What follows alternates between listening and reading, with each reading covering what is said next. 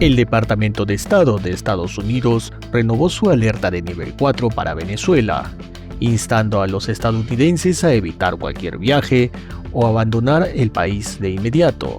El aviso advierte de riesgos como secuestro, detención arbitraria, terrorismo, violencia y falta de servicios médicos confiables.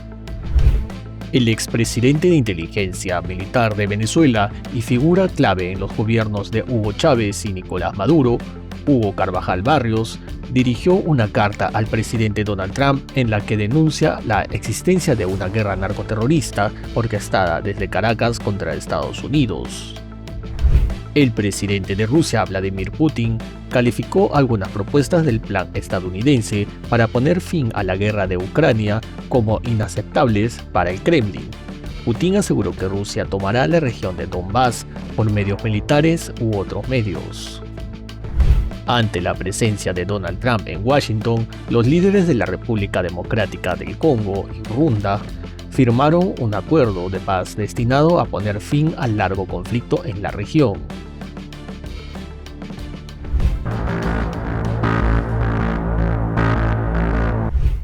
Según información de The Washington Post, el secretario de Estado de Estados Unidos, Marco Rubio, y otros altos funcionarios de la administración Trump han implementado una idea que permitiría al líder del régimen chavista, Nicolás Maduro, y a su familia a exiliarse en Qatar, a cambio de reducir las tensiones entre Venezuela y Estados Unidos.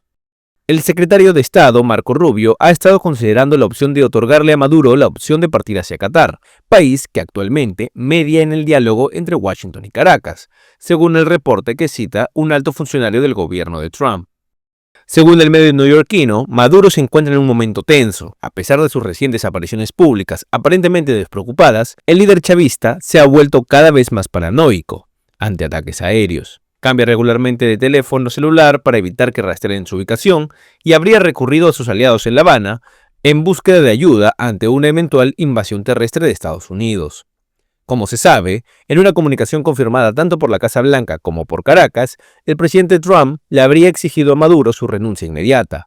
Sin embargo, el chavista habría rechazado dichas exigencias de Washington y le habría ofrecido una entrega del poder a su vicepresidenta, Delcy Rodríguez, y solicitado una amplia amnistía para él y sus aliados.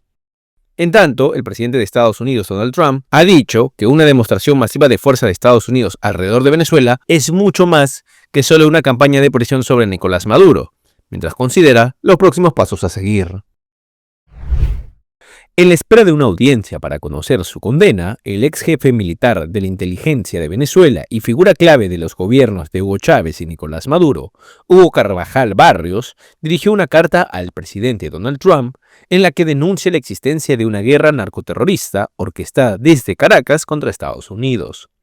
El documento, publicado por Dallas Express a través del abogado de Carvajal, Robert Feitel, expone por primera vez de manera pública las advertencias del ex general venezolano tras declararse culpable este año en un tribunal federal estadounidense por cargos de narcoterrorismo. Fui testigo personal de cómo el gobierno de Hugo Chávez se convirtió en una organización criminal que ahora está dirigida por Nicolás Maduro, Diosdado Cabello y otros funcionarios del régimen. El propósito de esta organización, ahora conocida como el Cártel de los Soles, es utilizar a la droga como arma contra Estados Unidos. Según sus palabras, el régimen venezolano ha utilizado la cocaína como arma, colaborando con grupos como las FARC, el Ejército de Liberación Nacional, la inteligencia cubana y Hezbollah, y ha facilitado la expansión de redes criminales violentas, entre ellas el Tren de Aragua, en el territorio estadounidense. Carvajal afirma que tanto la inteligencia venezolana como la cubana han infiltrado instituciones estadounidenses durante 2 décadas, incluyendo instalaciones militares y el sistema electoral SmartTIC, que fue desarrollado en Venezuela como herramienta de manipulación electoral, exportándose posteriormente a otros países. Estuve presente cuando se tomaron decisiones para organizar y utilizar como arma a las bandas criminales en toda Venezuela para proteger al régimen, entre ellas el grupo conocido como el Tren de Aragua. Chávez ordenó el reclutamiento de líderes criminales dentro y fuera de las cárceles para defender la revolución a cambio de la impunidad, desveló Carvajal en su misiva. En materia de espionaje, Carvajal relata que fue testigo de la llegada de agentes rusos a Caracas para proponerle a Chávez la intervención de cables submarinos de Internet que conectan Sudamérica y el Caribe con Estados Unidos, con el objetivo de penetrar las comunicaciones del gobierno estadounidense.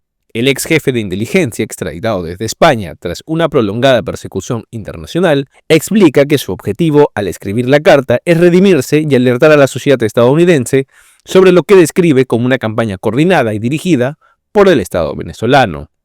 Como se recuerda, Carvajal se declaró culpable ante un juez del Distrito Sur de Nueva York por cargos que incluyen conspiración para importar cocaína, narcoterrorismo y delitos con armas en junio del 2025. Al declararse culpable, Carvajal está pendiente de la audiencia de sentencia en su contra. A la fecha, dicha audiencia está pactada para el próximo 23 de febrero del 2026. El Departamento de Estado de Estados Unidos ha renovado su alerta de nivel 4 para Venezuela, el nivel de advertencia más alto, instando a los estadounidenses a evitar cualquier viaje o abandonar el país de inmediato.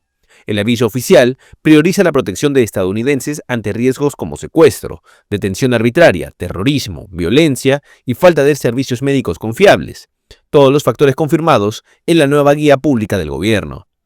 De acuerdo con el anuncio, la advertencia de nivel 4 se mantiene por periodos indefinidos, ante la imposibilidad consular de responder a emergencias dentro de Venezuela y la continuidad de incidentes que involucran delitos, situaciones de inestabilidad y deficientes respuestas de las autoridades locales.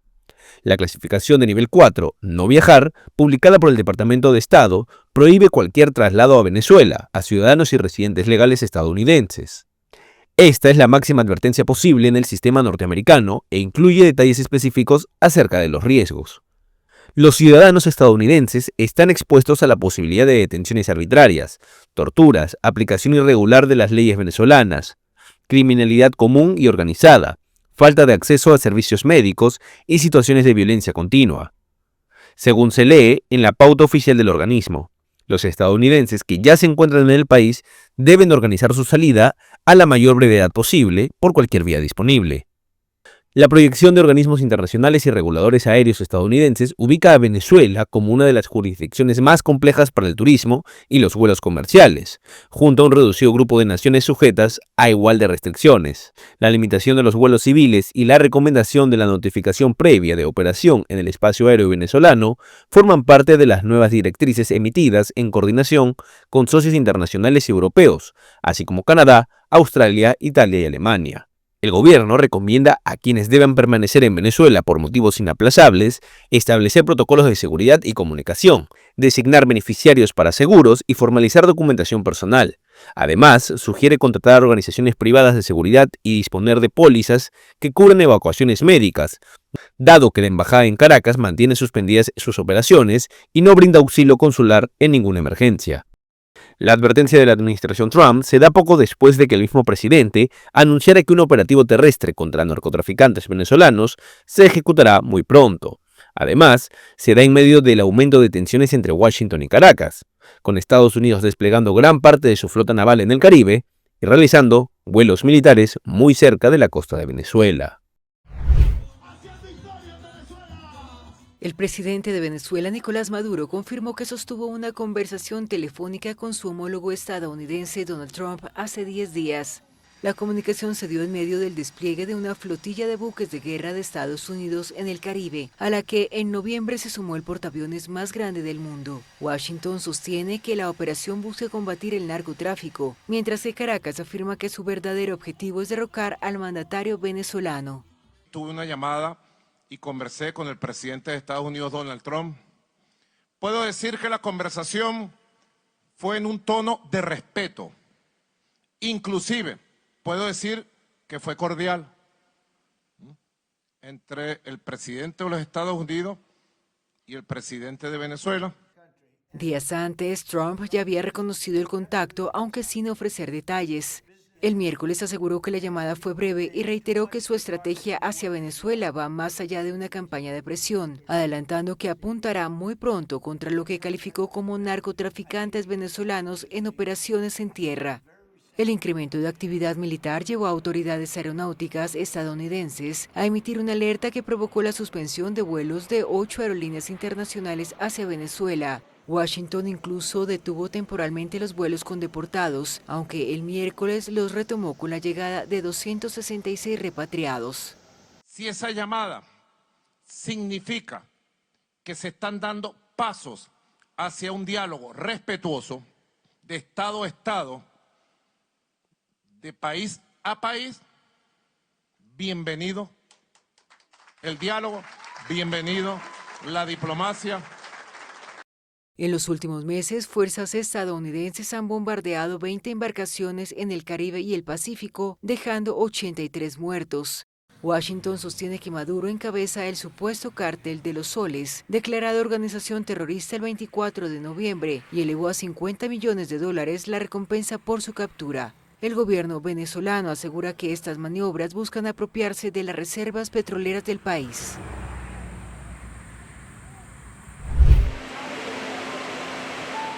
Las aerolíneas panameñas Copa Airlines y Wingo suspendieron el miércoles vuelos hacia y desde Venezuela por 2 días. Las compañías justificaron su decisión por intermitencias en una de las señales de navegación de las aeronaves reportadas por sus pilotos.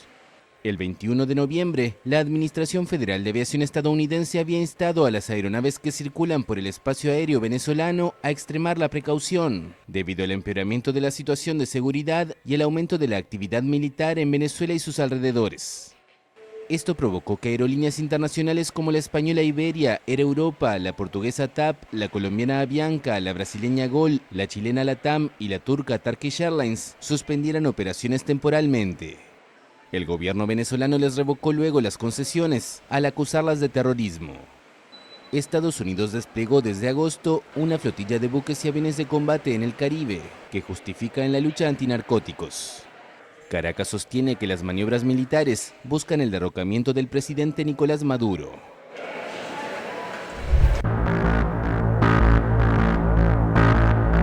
Están encontrando sus lugares. La presidenta de México, Claudia Sheinbaum, se reunirá el viernes con sus pares de Estados Unidos y Canadá antes del sorteo del Mundial 2026. Así lo anunció el jueves la mandataria en conferencia de prensa. Todo parece indicar que vamos a tener una pequeña reunión, digo pequeña porque es de corto tiempo, por los tiempos del evento, con el presidente Trump.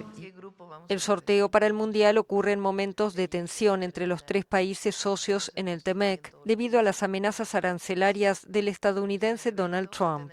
Hasta ahora, Sheinbaum ha logrado convencer al magnate republicano de no imponer un gravamen generalizado a las exportaciones mexicanas, que en un 80% tienen como destino Estados Unidos. A cambio, su gobierno ha desplegado militares en la frontera compartida y ha multiplicado las detenciones para frenar el tráfico de drogas hacia el país vecino.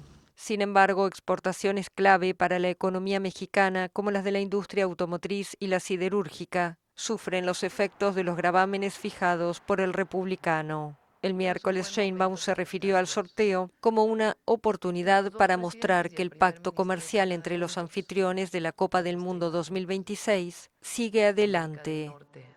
Y nuestro compromiso comercial.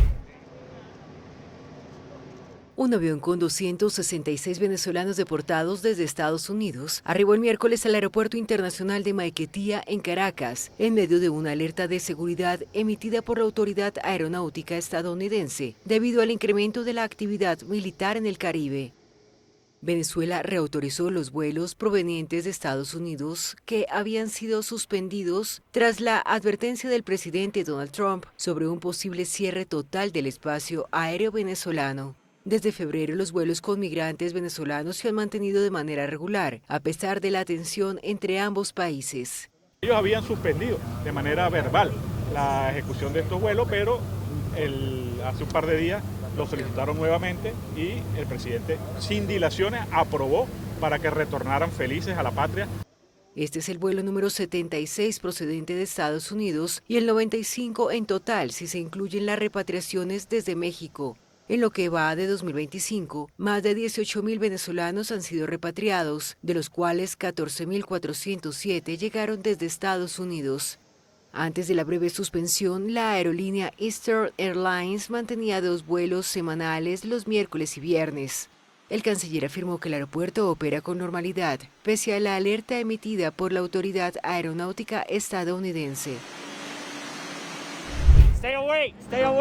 El Departamento de Seguridad Nacional de Estados Unidos lanzó el miércoles una operación contra los migrantes irregulares con antecedentes criminales en Nueva Orleans, tras criticar a las autoridades demócratas de la ciudad por no cooperar. El presidente Donald Trump había reiterado el martes su intención de enviar militares de la Guardia Nacional a esta ciudad del estado de Luisiana, como ya lo ha hecho desde junio en Los Ángeles, Washington y Memphis, en contra de la opinión de las autoridades locales demócratas. Trump dijo haber recibido una llamada del gobernador republicano de Luisiana, Jeff Landry, pidiendo ayuda. El mandatario republicano ha convertido la lucha contra la migración irregular en una prioridad absoluta. Su gobierno asocia sistemáticamente criminalidad con inmigración clandestina. Pero según estadísticas no publicadas de la Policía Federal de Inmigración ICE, obtenidas por expertos del Instituto Cato de tendencia liberal, solo el 5% de las personas detenidas por la Policía de Inmigración desde el inicio del año fiscal el 1 de octubre han sido condenadas por actos de violencia y cerca del 70% no tienen ninguna condena. El Departamento de Seguridad Nacional disputa estas cifras y argumenta que el 70% de las detenciones realizadas por ICE involucran a extranjeros en situación irregular acusados o condenados por delitos en Estados Unidos. La alcaldesa electa de Nueva Orleans, la demócrata Elena Moreno, quien asumirá su cargo el 12 de enero, expresó el miércoles su preocupación por las redadas. En el sur de Texas, autoridades estatales hallaron a 23 migrantes indocumentados ocultos dentro de un camión, en medio de un periodo marcado por redadas y deportaciones masivas impulsadas por la administración del presidente Donald Trump. El hecho ocurrió el 28 de noviembre, cuando agentes del Departamento de Seguridad Pública detuvieron a un conductor que manejaba sin la licencia adecuada para ese tipo de vehículo. En un video difundido por el DPS, el hombre aseguraba viajar solo. Sin embargo, un perro entrenado alertó sobre la presencia de personas en la cabina. Los agentes localizaron a 23 migrantes provenientes de El Salvador, Guatemala, Honduras, Nicaragua y México. El camión no llevaba carga. El conductor residente de Laredo fue detenido y podría enfrentar hasta 10 años de prisión por tráfico de personas, mientras que los migrantes quedaron bajo custodia de la patrulla fronteriza. Este operativo ocurre 3 años después de la tragedia de San Antonio, donde murieron 53 migrantes en un tráiler abandonado. El gobierno de Trump asegura que los cruces fronterizos por vías no autorizadas se han reducido al mínimo durante su mandato, mientras lleva adelante una campaña masiva de detenciones y deportaciones de migrantes. Según datos oficiales, desde enero de 2025, más de 2 millones de migrantes indocumentados han abandonado el país entre salidas voluntarias y deportaciones.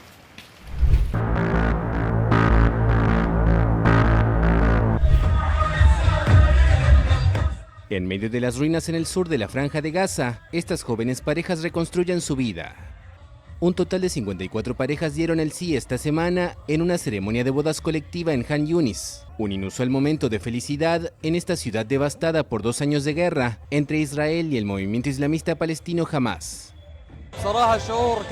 Es un sentimiento muy bonito, una alegría que realmente necesitamos después de todo el sufrimiento que hemos padecido, el hambre, la pérdida de nuestros seres queridos y amigos. Necesitábamos un momento de felicidad como este. Es una sensación indescriptible que después de toda esta guerra, destrucción y todo lo que hemos vivido, podamos regresar, volver a alegrarnos y empezar a reconstruir una nueva vida. La ceremonia, bautizada como Vestido de Alegría, fue organizada por una fundación humanitaria emiratí. Elegimos este lugar entre los escombros para decir que el vestido de la alegría volverá a levantarse. Una vez más, el pueblo de Gaza resurgirá de las ruinas para que Gaza se regocije. Si Dios quiere, restauraremos su futuro y lo reconstruiremos. Desde la entrada en vigor en octubre de la tregua entre Israel y Hamas, conseguida bajo la fuerte presión del presidente estadounidense Donald Trump, los habitantes de Gaza comenzaron tímidamente a reconstruir sus vidas, en un territorio en gran parte asolado y aún sumido en una grave crisis humanitaria. Cinco palestinos, entre ellos 2 niños, murieron el miércoles por la noche en el sur de la Franja de Gaza, según informaron autoridades sanitarias locales. El ataque atribuido al ejército israelí habría tenido como objetivo a un presunto miembro de Hamas, en respuesta a enfrentamientos recientes que dejaron 5 soldados israelíes heridos. Las víctimas incluyen a 2 niños de 8 y 10 años, así como a 3 adultos de 30, 36 y 46 años. La Defensa Civil de Gaza indicó que los misiles impactaron incluso en tiendas de campaña de personas desplazadas en el territorio palestino, donde desde hace casi 2 meses rigió una frágil tregua con el movimiento islamista Hamas. La tregua, que entró en vigor el 10 de octubre, se produjo más de 2 años después del inicio de la guerra desencadenada por el ataque de Hamás en territorio israelí el 7 de octubre de 2023. Desde entonces, ambas partes se acusan mutuamente de violar el alto el fuego. El sistema sanitario de Gaza, ya gravemente debilitado, lucha cada día por atender a una avalancha de pacientes que desborda los pocos hospitales que siguen en pie. La falta de medicamentos y de material básico como sueros, desinfectantes o simples gasas hace casi imposible la labor de los médicos. En el hospital Al-Shifa, el mayor de la franja antes de la ofensiva israelí, el doctor Mohamed Abdesalam Mohsin describe una situación trágica. No cuentan ni con lo necesario para realizar una cura sencilla.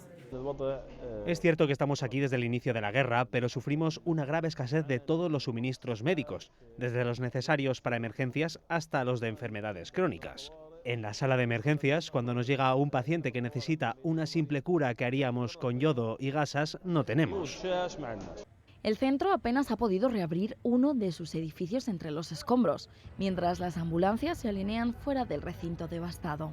La escasez obliga a reservar los pocos suministros para los casos más graves.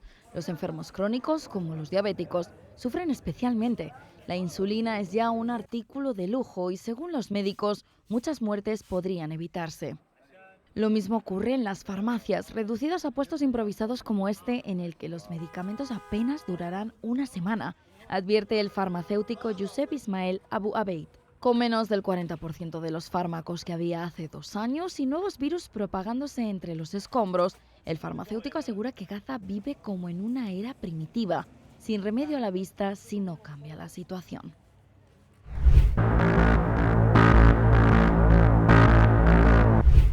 El presidente de Rusia, Vladimir Putin, calificó algunas propuestas del plan estadounidense para ponerle fin a la guerra en Ucrania como inaceptables para el Kremlin. Putin también intensificó su postura territorial al declarar que Rusia tomará la región de Donbass por medios militares u otros medios, reafirmando una de sus principales exigencias, mientras las negociaciones de paz continúan sin resultados concretos. En una entrevista con India Today, antes de su visita a Nueva Delhi, Putin declaró que Rusia liberará el Donbass y Novorossiya, en cualquier caso, por medios militares u otros medios, según la agencia estatal rusa TASS. Putin dijo que las conversaciones de 5 horas que mantuvo el martes el Kremlin con Witkoff y Kushner, representantes de Estados Unidos, fueron necesarias y útiles, pero también difíciles, y algunas propuestas eran inaceptables. Todo se resume a esto: o liberamos estos territorios por la fuerza, o las tropas ucranianas abandonarán estos territorios y dejarán de luchar ahí, dijo el líder ruso. Como se sabe, una de las mayores exigencias del Kremlin es que Ucrania entregue el territorio de la región del Donbass, que Rusia ha anexado ilegalmente, pero aún no ha conquistado completamente. Putin reiteró las demandas rusas de que Ucrania retire sus tropas del Donbass y se abstenga de acciones militares. El presidente de Ucrania, Volodymyr Zelensky, quien se ha visto obstaculizado por el avance ruso y un escándalo de corrupción interna, sostiene que no tiene la facultad de ceder territorio ucraniano, y que en cualquier caso, Rusia no debería ser recompensada por su invasión. Sin embargo, de acuerdo al análisis del Instituto para el Estudio de la Guerra, al ritmo del avance de las tropas rusas, la invasión completa de toda la región del Donetsk recién se concretaría en agosto del 2027. El presidente de Francia, Emmanuel Macron, visitó el jueves a su homólogo de China, Xi Jinping. Durante un encuentro en Pekín, el mandatario europeo llamó al líder del gigante asiático a corregir los desequilibrios comerciales entre ambos países y actuar para poner fin a la guerra en Ucrania. Espero que China se suma a nuestro llamamiento y a nuestros esfuerzos para lograr lo antes posible al menos un alto al fuego en forma de moratoria sobre los ataques contra infraestructuras críticas. Esto es fundamental para el invierno que se avecina, ya que en la actualidad las infraestructuras civiles y en particular las energéticas siguen siendo blanco de los ataques rusos. Xi expresó su deseo de que las relaciones económicas bilaterales se desarrollen de manera equilibrada y, con reservas, su voluntad de paz en el conflicto entre Kiev y Moscú, en el que rechazó cualquier responsabilidad. China seguirá desempeñando un papel constructivo en la resolución política de la crisis, al tiempo que se opone firmemente a cualquier intento irresponsable de culpar o difamar a otros.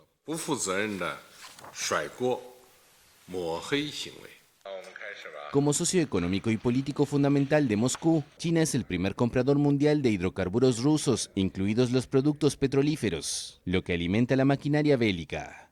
Los europeos acusan además a Pekín de suministrar componentes militares al Kremlin. Por otro lado, China nunca ha condenado la invasión rusa de Ucrania.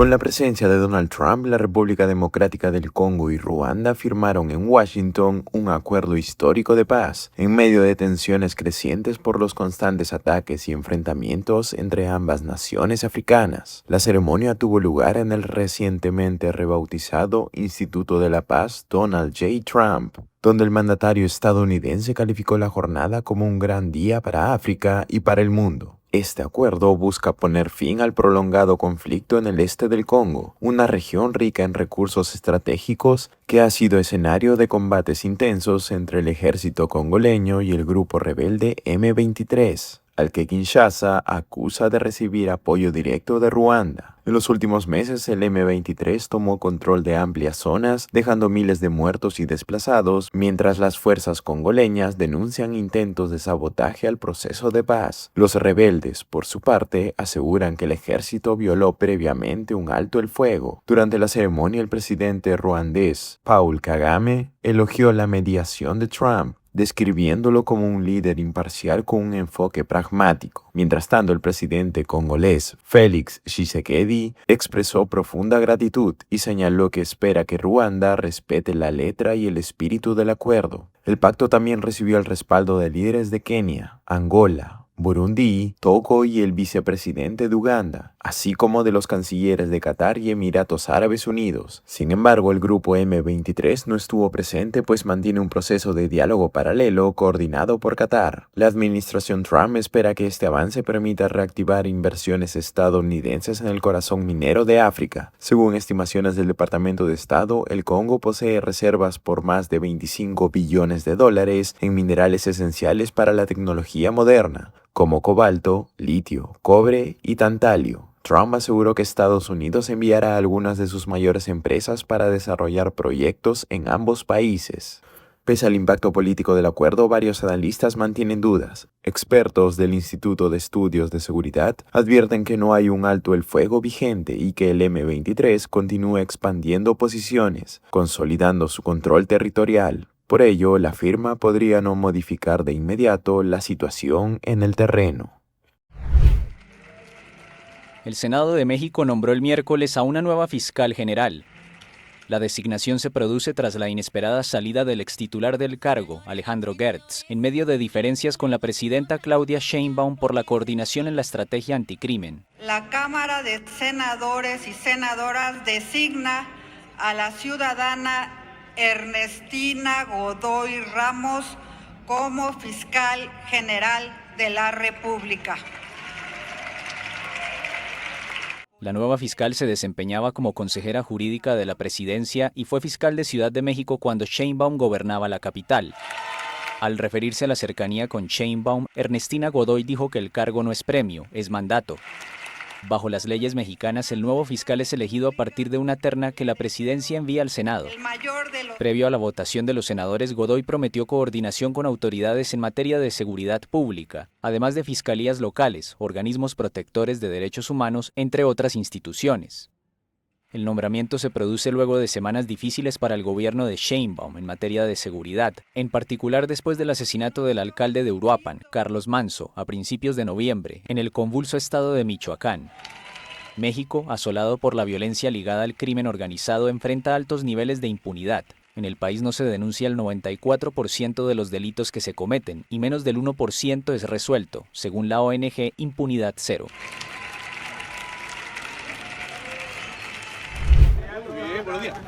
El ultraderechista José Antonio Kast descartó el miércoles que vaya a replicar en Chile las redadas antiinmigrantes que se realizan en Estados Unidos, en un debate con la izquierdista Janet Jara previo al balotaje presidencial del 14 de diciembre.